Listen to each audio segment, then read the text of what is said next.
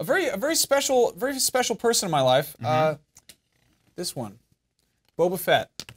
Supposedly, born Robert Fett. November 17th, 1978 was the first air date of the Star Wars Holiday Special, which, as a lot of dorks know, is the first time Boba Fett ever appeared on screen.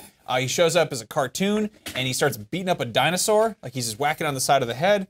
I would have an image. That's the first thing he did? The first thing he did was he started beating up a dinosaur, and you didn't know who he was. He's just this new character who showed up. I think he'd been a mail-away action figure at that point, but he shows up with Luke crashes his X-Wing in a swamp, and he's like, what am I doing here? R2, where am I gonna go? And Fett shows up, and he's like, you should not be here, and he's got a really terrible voice. Well, the thing is, this isn't actually Boba Fett's first appearance. It's a common misconception. Boba Fett's first ever appearance in the public eye was at the San Anselmo Country Fair in Marin County. Boba Fett showed up for the first time as a guy on a parade float. Really? Yeah, let's take a look at that if we can. So he hadn't been in any films or any comic books or anything yet. He just showed up on a parade float. Yeah, he was just this. He was a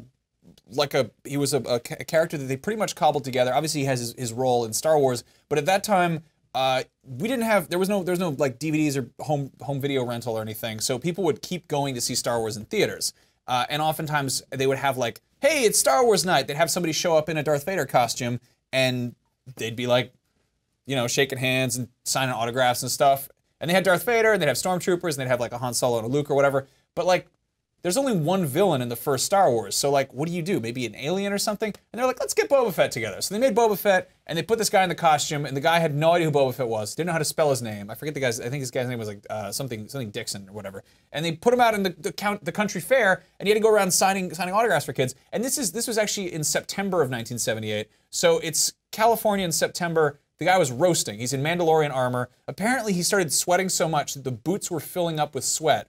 And he's walking around, he can barely see, and he's signing these autographs as Boba Fett, but he doesn't know how to spell it. So theoretically, there is somewhere out there autographed pictures of Boba Fett that are misspelled, but they're the earliest Boba Fett memorabilia in existence. So this guy, first day on the job, is signing autographs for kids who don't know who he is yet? Exactly. That's a bit presumptuous. We do this thing where we're like, yeah, man, Lucas sold out with the prequels. He made it all about toys and merchandising.